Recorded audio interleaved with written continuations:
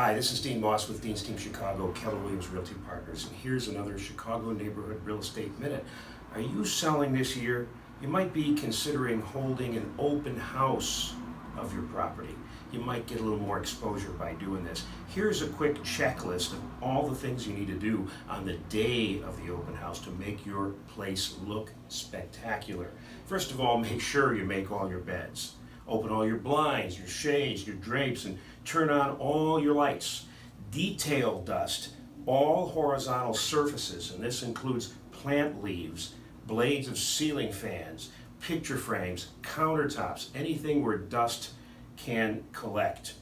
Remove your pets and any pet toys or bedding. Remove small decorative items, little tchotchkes and so on and so forth. And of course, any of your smaller valuables, and never, ever, ever keep cash around or expensive jewelry. Polish your mirrors and make sure all of your windows are sparkling clean as well. Clean every toilet and make sure all the lids are down. I'm probably the only man in America that always puts the toilet lid down.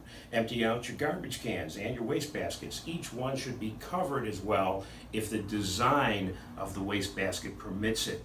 Open all your room doors so people can get in and out and they know the room is there, but close all your closet doors. Empty your kitchen sink. Put all the dishes away and make sure the sink itself is clean.